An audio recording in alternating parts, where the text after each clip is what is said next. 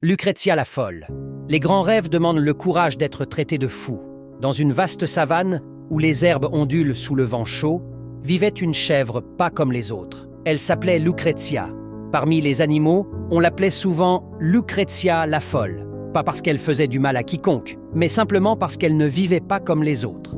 Chaque matin, dès que le soleil perçait l'horizon, elle se mettait à parler, à voix haute, seule. Elle racontait des histoires au vent, discutait avec les arbres, murmurait des secrets aux pierres, comme si tout le monde l'écoutait. « Elle est complètement perdue », soupirait l'antilope. « Une vraie dérangée », ricanèrent les singes.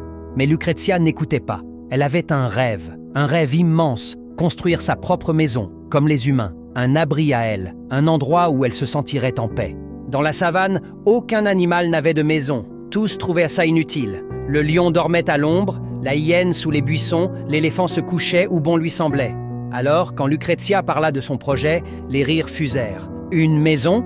Pour une chèvre? Sa folie a atteint un nouveau niveau. Qui voudrait s'enfermer? Ici, on est libre. Mais elle ne les écouta pas. Chaque jour, elle ramassait du bois sec, des branches solides, des feuilles épaisses. Elle les portait sur son dos jusqu'à une colline un peu à l'écart. Là, seule, elle construisait, bâton après bâton, sabot après sabot, les moqueries continuaient.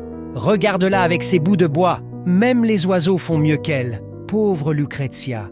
Mais dans ses yeux brillait une flamme, une étincelle que nul ne voyait. Au bout de plusieurs semaines, sa maison fut prête, petite, bizarre, bancale même. Mais c'était la sienne, son rêve devenu réalité. Et bien sûr, les moqueries revinrent. Une niche? C'est ça sa maison? Franchement, elle aurait mieux fait de dormir sous les étoiles. Mais un jour, la savane changea de visage. Le ciel se couvrit, les oiseaux s'envolèrent. Un vent violent se leva. Et bientôt, une terrible tempête s'abattit. La pluie fouetta la terre, les arbres ployaient, la foudre frappait le sol. Les animaux, pris de panique, fuyaient dans tous les sens. Leurs abris naturels s'effondraient un à un. Alors, ils coururent vers la seule chose encore debout, la petite maison de Lucrezia. « Lucrezia, ouvre-nous! Par pitié, laisse-nous entrer !» Mais la maison était trop petite. Elle n'avait de place que pour un seul invité. Et ce fut un petit lapin tremblant qui réussit à se glisser à l'intérieur, juste à temps.